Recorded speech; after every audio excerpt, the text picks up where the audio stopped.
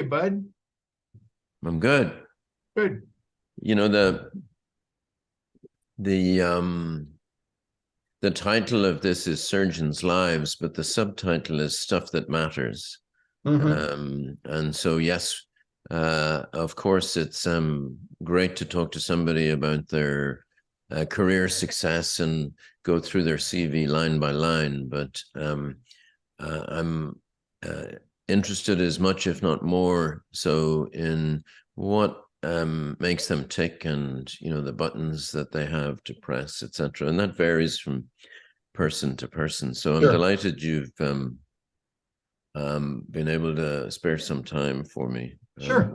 What I normally ask people to do, and I will not change the norm for you, is to just ask you to walk us through briefly the sort of life story, starting with the words "I was born in."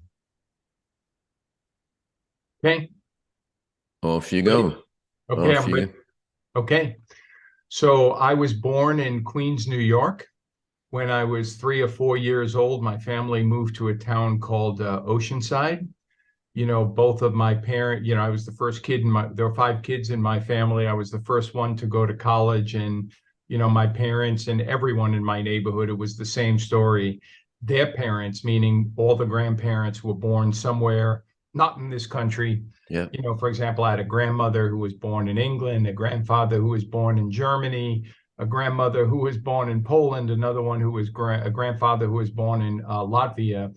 So the neighborhood I grew up in was always where your mom and dad spoke English, but your grandparents spoke some foreign language and pretty broken English. And this was frankly the dream, is that they all came to America really poor, and their kids, meaning our parents, had gone to public school and were able to get a decent middle class living, move to a small house, in on Long Island. It was as I said, my very middle class neighborhood. I didn't want for anything, but as I said, I was the first kid to go to college. I will tell you that last I laugh at myself now because I didn't really know very much, but I ended up going to college to the University of Pennsylvania because my older brother, I was the middle of 5 kids, had a friend named Bill, and Bill had gone to college and he went to the University of Pennsylvania, and he was a nice guy. So I really never went there, but I concluded that people at the University of Pennsylvania were nice guys because Bill was a nice guy. So that was probably the reason why I went to school there. It's a reasonable assessment. Yeah. And then I went to medical school again at the University of Vermont. Really didn't know anything about Vermont. I thought that, you went to medical school, you work hard. What difference does it make where you go? But I thought everybody in Vermont lived in a log cabin. I'd never been really outside of really the New York metropolitan area. So I thought it'd be fun to take care of people who, rode sleds in the summer, and had that rural thing while I was in medical school. Obviously, that's not exactly the case. Where did the doctoring come from? I mean, your dad wasn't a doctor. Where did that come from? Yeah, so that I can only tell you, John, that when I was a kid, there was nobody doing anything that I wanted to do. So that everyone is the same. All our dads, got in the car, drove to the train station, took the train into the city, worked for somebody who lived in Manhattan, and and they came home exhausted every night, sat in the chair, made noises. You couldn't talk to them. I loved them. Don't get me wrong. He certainly did the best he could, but only knew I didn't want to do that. And so when I was in college, I started as a psychology major and then shifted to being a philosophy major, which is still an interest of mine. And then I kind of was thinking maybe I'd get an advanced degree in psychology, but my advisor, and again, I didn't know anything, told me that it's not going to be let's talk to people anymore. It's going to be all medications. So Hmm. you should go to medical school. At the last sort of minute, I applied to medical school to be a psychiatrist. Interesting. And so when you went into medical school, you surgery was not top of the radar, or I'm not sure that there is such a thing as top of the radar, but it was not on your radar screen. No, not at all. As a matter of fact, I did surgery as the first rotation because it had a reputation. It was 3 months then of being brutal and gruesome. And I didn't want to dread it the whole year. So I did it first to get it over with. So I wouldn't have to be fearful of it the whole rest of the year. And and was it dreadful? No, I mean, I didn't conclude that, oh, I want to be a surgeon after the Yeah. rotation. It Yeah. had its moments that was good, its moments where I was exhausted because there was no such thing as work hour restrictions back then. But what happened is I started with that, and my conclusion wasn't, oh, I want to be a surgeon, is that I thought this was going to be 3 months of torture, and it was only intermittently torture. And then I did internal medicine, and I was just as miserable as a human being could be. It was like, doesn't anybody here want to do anything? That's all we do is talk and round. Doesn't anybody want to make sick people better? And, just my own personal take on it. So as the year went on, John, I couldn't have articulated what I was doing at that time because I wasn't smart enough. But now, like when I talk to medical students, I realized that what I was doing is the process was a search for your people, that people who see the world the way you see it, that have values. So I guess the way surgery is that in terms of what I wanted to do, of course, I wanted to be a professional baseball player. And if not that, then a professional basketball player. But it turns out that there's not a big role for, say, a 5'11" point guard who takes about 3 hours to get up and down the court and has a 3-inch vertical leap. So when I was about 15 or 16, I realized that I was going to have to get a job like everybody else. Yeah. I was going to say it's not just the 5'11". It's the other components as well that you require. Yes, that's right. You have to be able to shoot the ball and it go in the basket periodically. Yeah. Exactly. Um, and so during this early formative period, I mean, your original interest is in psychiatry. Did you do any psychiatry rotations? And what happened when you did? Was it less than you anticipated? Well, it's back to the point before about searching for your people. Within about 5 minutes of the rotation, I concluded that the doctors were even nuttier than the patients Yeah. were, and so I said, I didn't recognize it as such, but at some level, I said, these are not my people. This is not a world, that I want to live in. And so, that's sort of when it went, one thing led to another and sort of small steps that I ultimately came to the realization that surgery was my people. Yeah, I remember doing my psychiatry rotation in Dublin, and a psychiatric nurse said to me, and presumably she'd been saying this to people for years, and which was, the question was, what's the difference between the psychiatrist and the patient? And she had two answers to this. One was that the psychiatrist wore a name badge, and the other one that she had was that some of the patients get better. That's pretty funny. I thought you were going to say that the psychiatrist has two extra initials after his or her name. Yeah. No, I think she certainly would have believed, like you, that some of the psychiatrists were nuttier than the patients, Yeah. etc. So ultimately surgery became the thing. And so where did you go for surgery? So I did my general surgery residency at Mount Sinai in New York City. And then your colorectal emerged? Yes, I'll come back to that in a second. So I did my fellowship or colorectal residency at the Cleveland Clinic under Vic Fazio. But during my surgery residency, I started my first year as a surgical oncologist.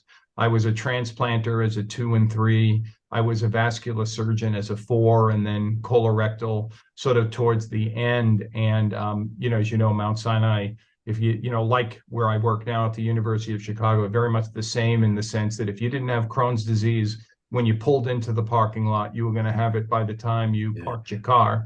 Mm. And So, we were surrounded by IBD and the history with Crohn and everything. And then very importantly, the sort of the first colorectal trained person at Mount Sinai was Randy Steinhagen. And so when I started my residency, Randy was the brand new young swashbuckling, surgeon. And we all, I can't tell you how many people who did their residency at Mount Sinai after me, because of Randy, went into colorectal surgery. Again, the value of mentorship and role models. He's just a wonderful guy. And Phil Fleshner was was a year after me, and it started a steady stream of people who wanted to be like Randy. Yeah, and in the mix there somewhere was Barry Salke. Yes, and certainly Barry, there were a lot of wonderful people. So Barry, what was nice about Barry is he's the only surgeon that I know personally at that time, non-gynecologist, who was doing laparoscopy at that time. Yeah. And so, when we finished our residency, as a sort of a funny thing, it was like I finished my residency in 1989, and then Lap Chole comes out like the next year, and it's like, really? You know what I mean? I just learned, all of these things. You're saying that I'm going to have to sort of relearn surgery, but, it was very nice. And Barry did a lot of laparoscopy. He did them under local anesthesia, generally with nitrates. So we knew how to do laparoscopy from Barry Salke. Yeah, and he did one of these interviews with me, and it was interesting. We shared that experience of when I was a resident in the mid-80s. I worked with a guy who did a lot of local anesthetic laparoscopy.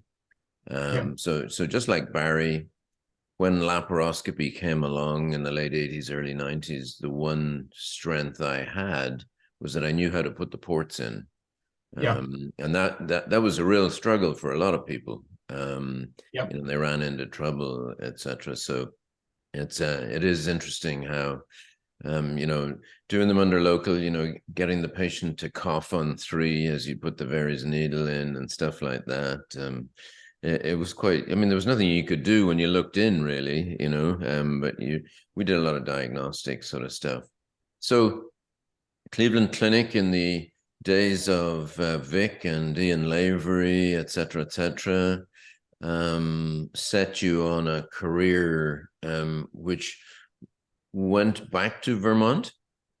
I did. So after I finished my fellowship, sort of another perhaps humorous story is that we had our first kid when I was a fellow in 1990, and Dr. Alfsis, who was the chief of surgery at Mount Sinai, had offered me a job to come back. And, I just want to give him, if I might, a little bit of a shout out, because it was an era where the chief at Einstein had made the chief residents drink urine. You know what I mean? That Dr. Spencer at NYU, it was like the nastier, the rougher you were, you're making real men or real women, whatever it is. Dr. Alfsis was a gentleman. And I'll tell you, I don't know how you feel, John, but I respond much better to the gentleman, because if you want to be a jerk, I'm just going to think you're a jerk. You know what I mean? And I'll do what I have to do to get along with you, but you're not going to be my hero. Whereas Dr. Alfsis, as an example, we were all worried. It's hard to probably imagine for people now, but that the chief of surgery was going to make you cut your hair really short. And that was an era we wanted our hair pretty long.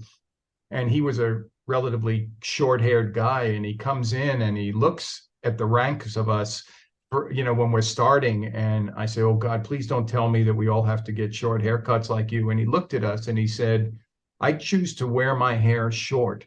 He said, you're adults, you wear your hair, how you going to wear it? He said, all I ask you to do is every day when you wake up, before you come to work, look in the mirror and imagine your grandmother sees somebody like that, who looks like that, taking care of them when they're really sick. If you're okay with it, I'm okay with it. And that's exactly the kind of thing I respond to, what I view as righteousness or, earnestness. And so anyway, he had offered me a job to come back, and, I was doing the formal interview, and I can expand on this sort of a little humorous story there. But anyway, we came out from on Fifth Avenue. It was a time where a lot of radios were getting stolen. And my wife had worked as a dietitian at Sinai, so she knew a lot of the dietitians, and she was, we had come together sort of from Vermont, and she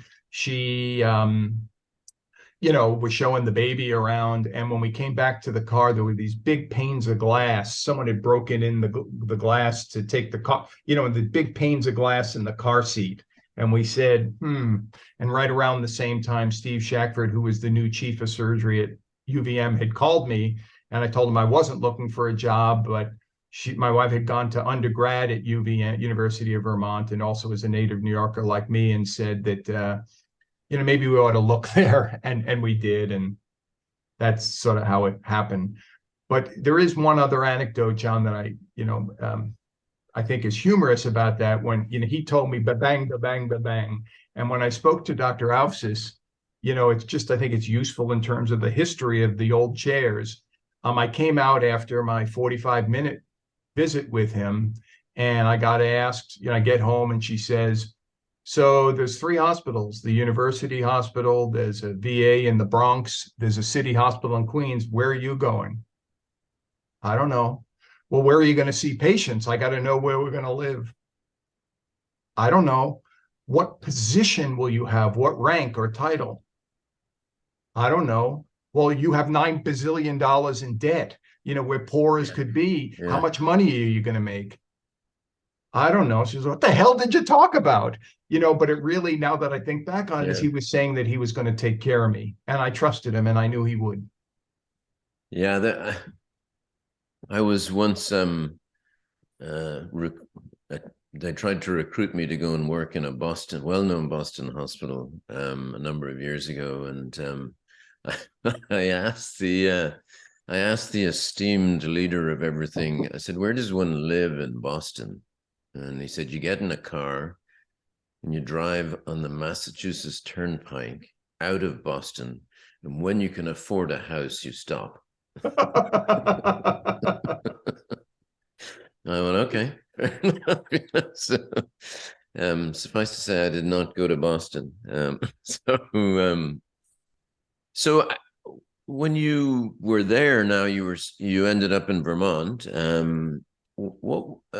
What did you see for Neil Hyman? What was the vision, or was there a vision? Were you just trying to establish yourself, or what when you were alone and dreaming? What was the dream? Right. Well, the nice thing was that I was the first, and only colorectal surgeon that had ever been in Vermont or New Hampshire, so that I wasn't going to have to wait. You know what I mean? I was going to be doing the stuff I felt trained to do right off. So that was nice professionally. But, I think the more important thing is that when my son was born, I knew right away who I was. I was his father. And, I was very focused on giving him, the best quality of life and growing up in the best place. And, next kid comes, same thing. So it's sort of an interesting aspect that turned out to, which I didn't think would ever work out, is I just really wanted to be, a good father and committed to them and my family. And so I didn't think I was going to ever have any sort of leadership position or academic, respectfully and frankly, it just wasn't important to me. And that sort of how things work. And I'll often point this out to our trainees, is I just said, I just want to make an honest living. I want to do the best I can to take care of my patients. If people notice it, fine. If they don't notice it, fine. You know what I mean? And, I'm not going to care about who the Grig hoo-ha is and any political considerations. And so I thought I was completely, quote, giving up, unquote, any, career advancement possibilities. But, as John, and, that the world turns, and the person who's at the bottom, becomes on top, and things change, and people remember that you didn't stab them in the back, that you didn't push them out you didn't throw them under the bus. And, people, as the world turns, people may get mad at you in the beginning for not sharing their position and not jumping on the bandwagon. But I think in the long term, people sort of say, like, I think I can probably trust that guy. You know what I mean? I think he may not always be right, but he's trying to do the right thing. I bet I could use a fellow like that, or a lady like that. I think that, so anything I've had, it's not like I had any patrons. I was way up in Vermont, but I just thought that, if somebody asks you to do something, you do it the best you can, and you do it honestly, and you treat people, honestly and earnestly. And who knew? But ultimately, over time, not that I was so much interested in it, but people recognized it, and I got Yeah, and different you positions. did rise to the top, and became president of the relevant specialty society, etc. Which is a journey in itself. I mean, it doesn't happen overnight, and requires a skill set. I mean, other than being a nice guy, it does require a skill set. And there are those people, as you say, who don't have political ambition, as it's not written on the whiteboard in their kitchen. And there are those people for whom it is written on their whiteboard and in the kitchen. Presumably, it's just because the way their mind works. They need to have a clarity, strategy, et cetera, et cetera. I don't necessarily think one is more valuable than the other. And one's a little more obvious than the other. But so how did you learn the skill sets to progress beyond the normal statements that, if I'm chosen to serve, of course I will be happy, etc., etc. It's like anybody who asks a politician in the UK if they would like to be prime minister, of course they always say, of course not, but it's never been my ambition. On the other hand, if I was ever asked to serve, blah, blah, blah. They have to say that.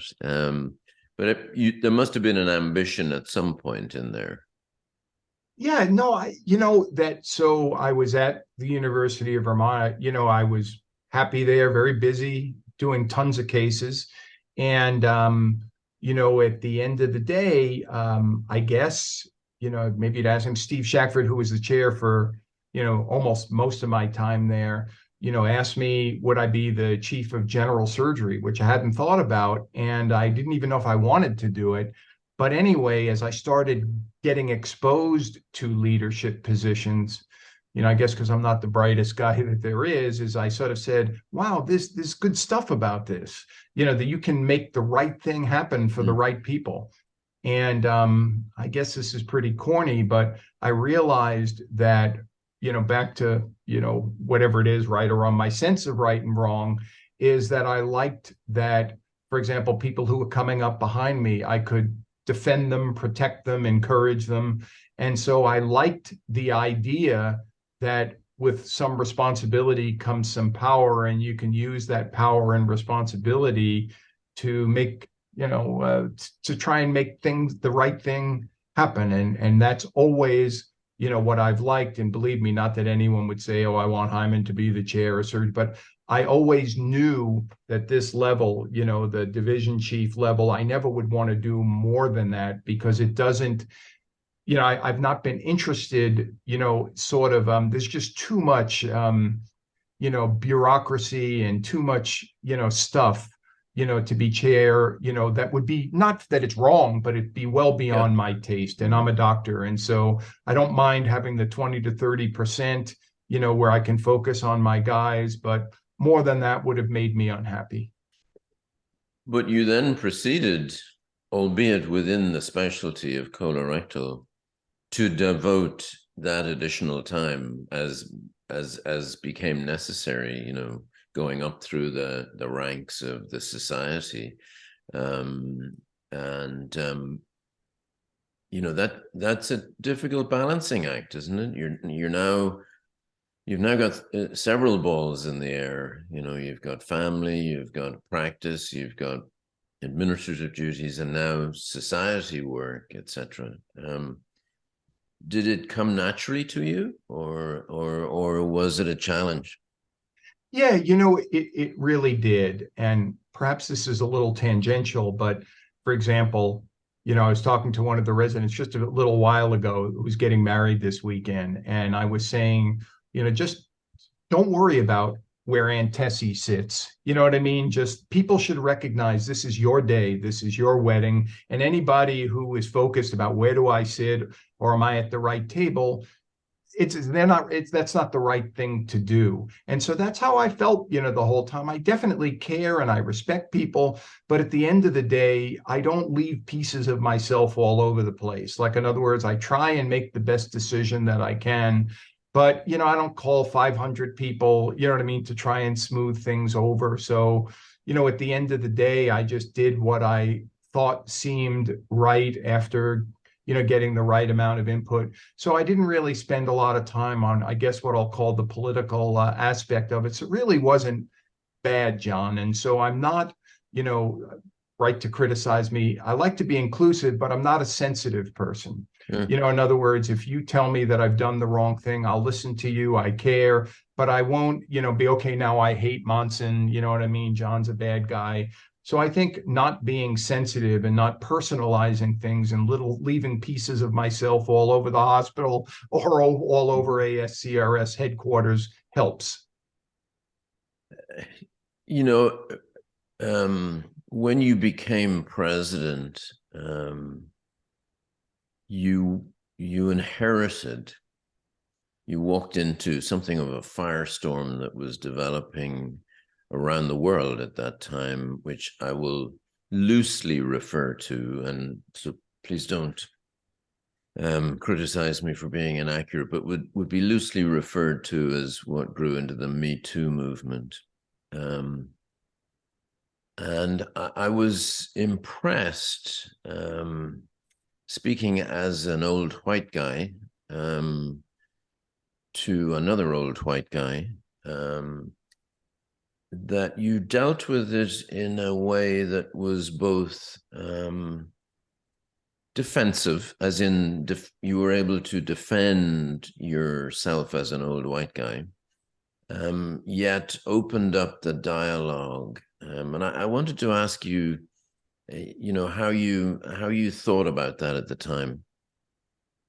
Yeah, so it's kind of how I approach everything, is that legitimately I really do want, we should be inclusive. I really want Sure. women to have all the opportunities. It's wrong. A woman shouldn't have to deal with that garbage, right? That when we were young, I never thought that was right. So in other words, that people say politically correct, and to be forthright, I felt most of those things were correct, not just politically correct, that a woman should be able to be respected as a colleague and come in and do her job, without being hassled, and people of color should be included. But, in fairness, so that as an old white guy, I think you hear things that whether it's a race issue that somebody who's of color wouldn't necessarily hear. So that when I sent my, initial message, if you will, around saying that DEI was going to be an important thing, that I heard, a lot of, our colleagues called me up and said, stop being so PC. We have women in our group. We have people of color in our group. And so it became plainly evident to me that they didn't get it. They were good people. They just didn't get it. You know what I mean? That it wasn't a meanness or a personality defect. They just weren't able to put themselves in the shoes of the people who had been excluded. But on the other hand, people were mad at me and said, for example, one person said that ASCRS should write a letter to the United Nations, you know what I mean, indicating that America is a racist country, et cetera.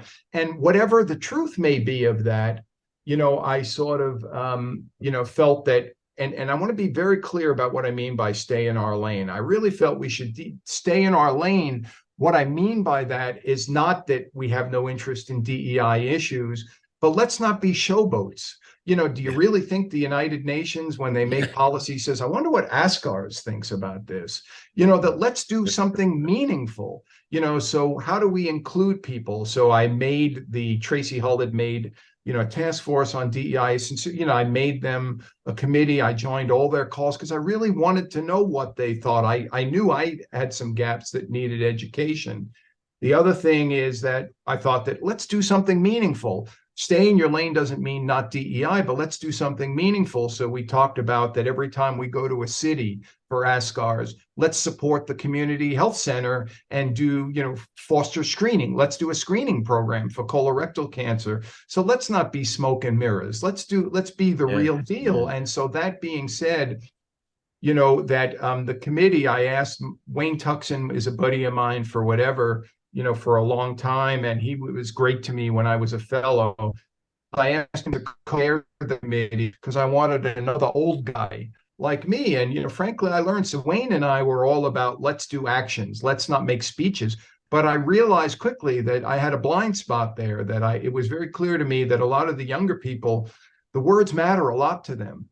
You know what I mean? Like, I Yeah. personally don't care about the words. I want to see, I'm a talk is cheap kind of guy, but the words did matter. So I got educated and, but at the end of the day, I didn't want to I think there's way too much smoke and mirrors, you know what I mean, that to try and be the biggest hero or whatever without sincerity. And so, to me, as I really wanted, I did care about it and I wanted to be authentic about it.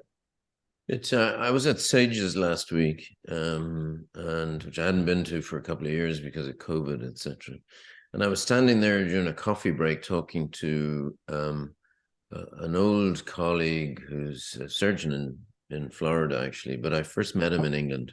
He's originally from Iraq, and he's been in the US for about the same length of time as me, actually. He worked in England, he worked in, etc., etc. And I was looking out across the group of people, at coffee. And it struck me very forcibly what a diverse group I was looking at in terms of age. A lot of extremely young people, every shade of color, ethnicity, gender, the whole thing. And I thought to myself, whatever Sages has done, and of course it has a different history. It's a more recent thing, and it's a more general surgery thing as well. But in terms of this, it's done a great job in terms of the membership.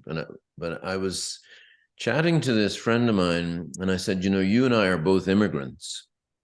It's just that you and he knows me well enough to know that I wasn't saying anything insulting to him. He said, I said, you look and sound like an immigrant, whereas I don't necessarily.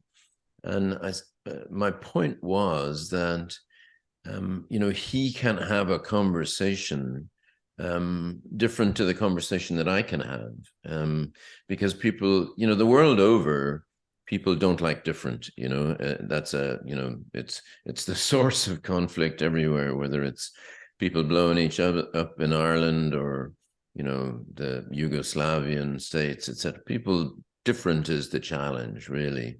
The question is, can you have the conversations now? And that's why I asked you that, because it's learning what the words matter, don't they? They do, and that's sort of what I mean by authentic is, frankly, rightly or wrongly, I'm comfortable actually having the conversations, and they didn't bother me because I really wanted to learn. I really wanted to get it right. And so that being said, like even here at the University of Chicago, we're in South Chicago, I'm always pushing back on the DEI, efforts in the sense of like, let's stop trying to win trophies. You know what I mean? Let's make a difference. You know what I mean? Let's not just say this is the trophy giver. You know what I mean? So you want to support, say, women's careers. Let's focus on the young women, you know what I mean? Making things welcoming, even though they don't give the trophies. Let's not just focus on who's the head of something, so, that's what I mean by authentic and sincere. Yeah. I mean, I think we really want to really make it as welcoming as we can. And you're right. And John, I went when we had ASCRS, I think it was the next year, there was a small, although it was in a big tour, wasn't actually well attended at ASCRS, the DEI session. And just what you said, somebody who was, not born in this country, who said, you're focusing on this group. What about, foreign trained surgeons who look like me? I don't feel included too. And Mm. he's right. You know what I mean? And I just think we need to listen. And everyone has unconscious bias. It's Sure. not restricted to old white guys. You know what I mean? Yeah, no, for Everybody sure. Yeah. unconscious bias, that we live our lives, we make observations, they're not all accurate.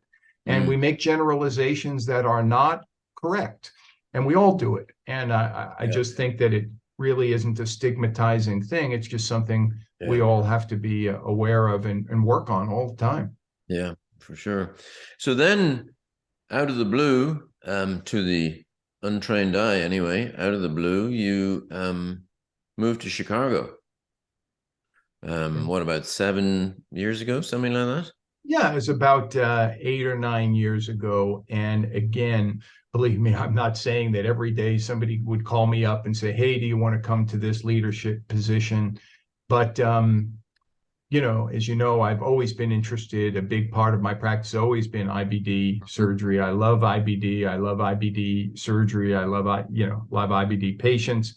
And so when I got the call from the university, usually when I get the call, right, we know through the network who might be movable. And I would say this one, that one, the other one. So they called me and I was going into my this one, that one, and the other one, you may want to call. And they said, "Well, no, we were sort of hoping you would take a look at it." And I was saying, and I really did feel this way, I've got the best job in the country. I'm not leaving Burlington, Vermont. But, there were a number of personal, professional factors that came into it. And, when you're interested in IBD and the University of Chicago calls where everyone has IBD, you at least take the call. And, so there were a variety of personal and professional factors that led to it. And now, I think it's generally known that you're retiring. Yes. So how did you make that, Rob Madoff described that, that he came to the decision to retire, pretty quickly. It wasn't a 3-year plan. And, there's a guy who lived his entire life, not really, but you know what I mean, in Minnesota, and now is as happy as he can be sitting in Brooklyn. Up, gone, done. How was the decision process for you, and what were the factors? Yeah. Well, we all have our own perspectives. I don't know if I'm allowed to say the suck on this podcast, but I never wanted to suck, meaning that I never wanted to be that guy where you're walking behind the residents and they sort of said, "Oh, we got to scrub with the old fella again. We got to orient him to person." So in other words, I always had it very much in my mind that it wasn't about me. It was about the patients, the residents, that one, I didn't feel I was doing the right thing, that I would want to quit. So Pete Cataldo, who I love, what a joy it was working with him for all those years at the Vermont. We always used to have this pact that as soon as we think the other one sucks, we're going to tell them so that they can stop working. So, I knew he would do that, and I definitely would have done it for him. He's a phenomenal surgeon. But in any case, that was always a thing. So I was always had that consciousness that I didn't want to stay around too long. And right, we all see people who stay around too Sure. long, Much. and make comments at conferences that are not relevant. And there was a past president, John, that I think our young people wouldn't know, but Sam Labo, who was a past president of ASCRS, maybe, geez, the better part of 30 years ago. We're still friends, Sam and I, and he gave this great talk on retirement that I've always remembered, and I'm extrapolating it. And he would say, if you look in the mirror and see Dr. Monson, don't retire. But if you look in the mirror and see John, you'll be fine. And that's how and I think Robbie's the same way, is that I'm Neil. You know what I mean? Like in my personal life, not that there's anything wrong with it. I don't introduce myself as Dr. Hyman. Yeah. I don't make a reservation as Dr. This, not that there's anything wrong with it, but I'm saying it has nothing to do with my identity as a human being. Yeah. And so I think, I'm Neil, and you know what I mean? I won't miss, any of the trappings or privilege, whatever, about the surgeon or doctor title. And so I felt like it's time. I'm a big fan of, they give you that microphone, you sing the best you can. And then when your time's up, you hand it over to the next person, and you don't linger around backstage like a stage mother telling everybody, well, back in my day. You just get off, leave the building, and pass the torch. I've always, and this is probably grossly offensive, but I've always thought, which you would expect of me, I'm sure. But I've always thought that one of the reasons American doctors value their white coats so much with the name here is because they're terrified somebody will not realize they're a doctor.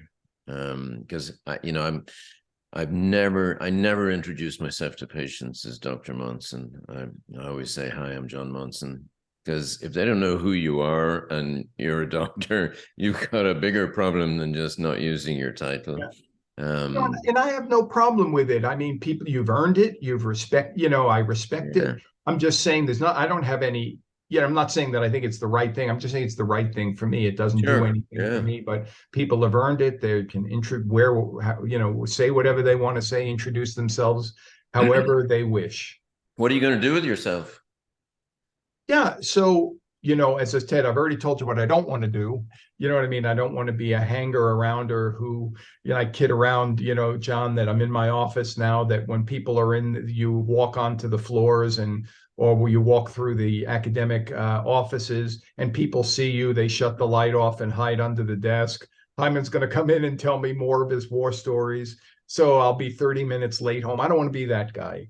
So as I said, but having said that, there's a lot of personal interests that I have that I would like to pursue. And rather than necessarily having a job, if you will, there's a couple of things that are meaningful to me. One is any way I can support IBD management, you know what I mean? Without, again, I'm not that I want to have a job or a position, but I would be interested in something that advances the IBD field. And the other thing is that I guess I'm going to open a Pandora's box here, is that I feel that on my 33 years or whatever it is since I finished my training, that things have gotten bad for young surgeons. Like, I love my guys, you know what I mean? And I think that I don't want to say, it's not fair to say it sucks being a surgeon, but there are aspects of it that have clearly deteriorated under my watch, meaning that while I was doing this, and I think they're my heroes, these young guys. They're the best and the brightest of their generation. They're honest, they're hardworking, and it often boils down to a no good deed goes unpunished. And I think with the corporatization of medicine, I think that, and with many leaders in surgeries, not picking on anybody, who make the devil's deal and they agree to manage and message, their people to maintain their position of power. I think there's just not enough people who acknowledge how wonderful they are and are helping them. And so if there's opportunity, I'm also would be interested in pursuing opportunities to call things, again, authentic the way they are.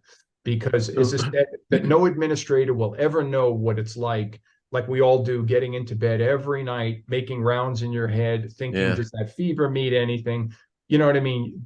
These guys are these youngsters, they're heroes to me. And so I'm sorry. So they need to be treated like that, because they are heroes. The world is a much better place because they're in it.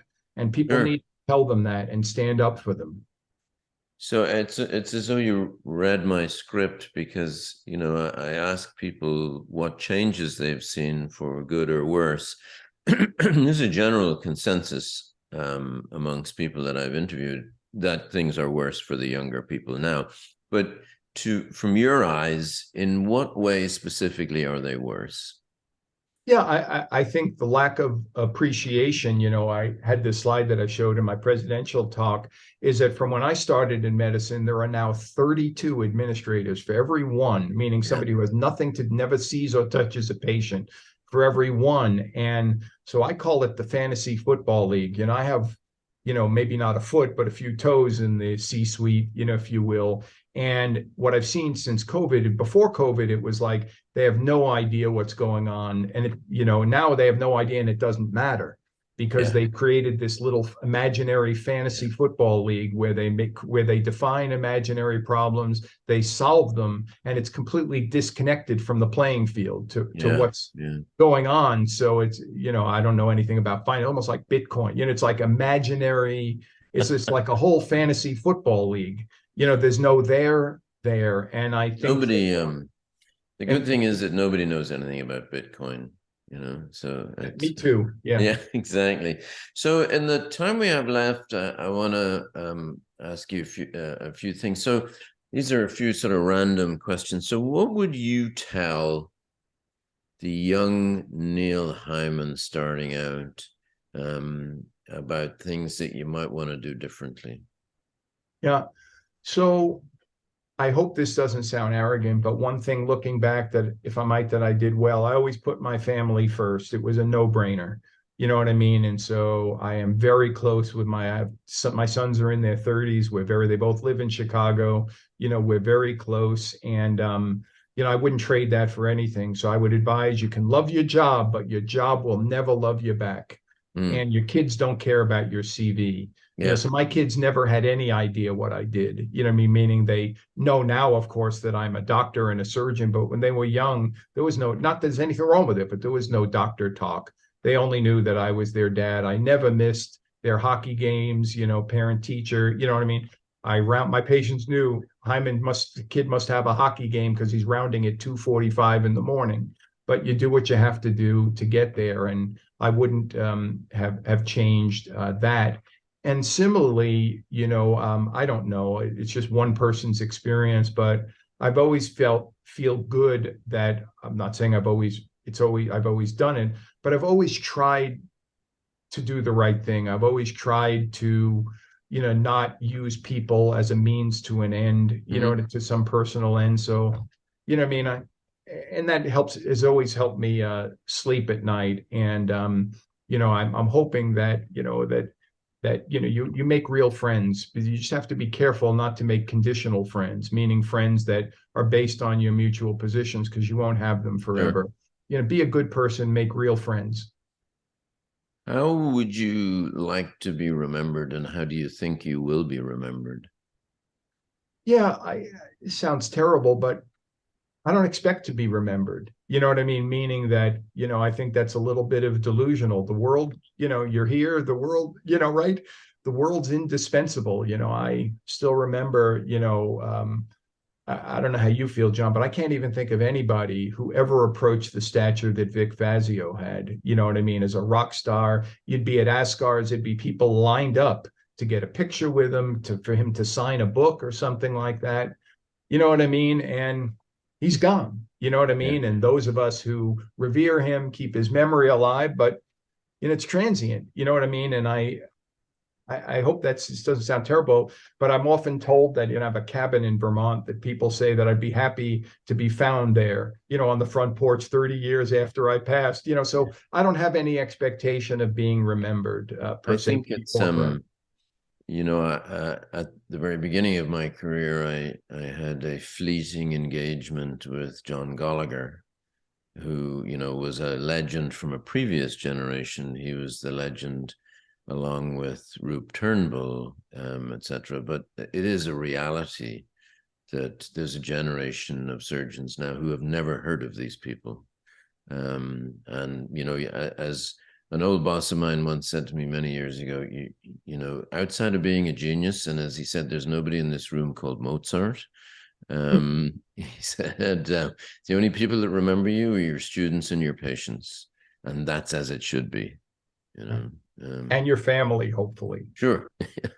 So now, we will finish by me asking you a series of very cheesy, quick questions for which there is no time to think of an answer.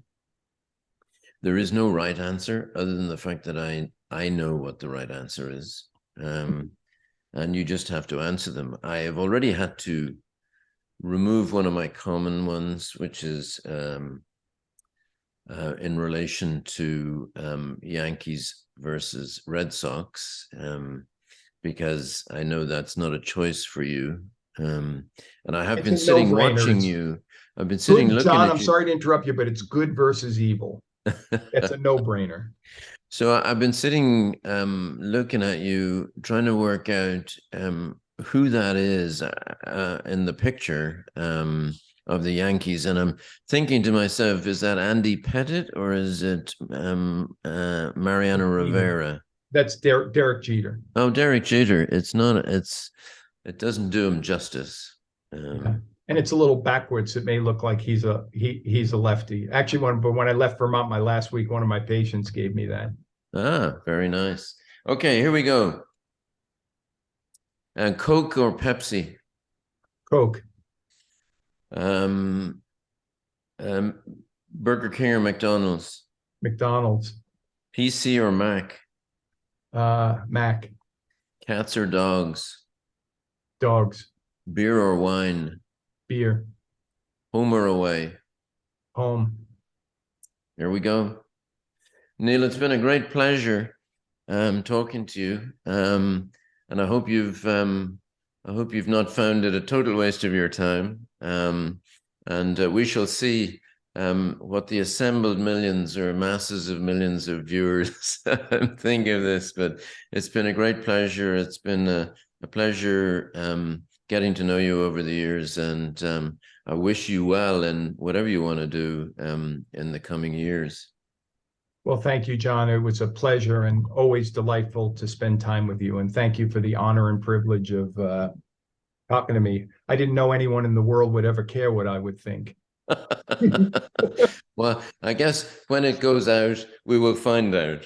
Right. And I don't like to brag or anything, but I'll be really interested when you tell me, Neil, I'm really sorry to tell you there was 0 views. We'll see. All right, Neil, thank you so much. All right, buddy.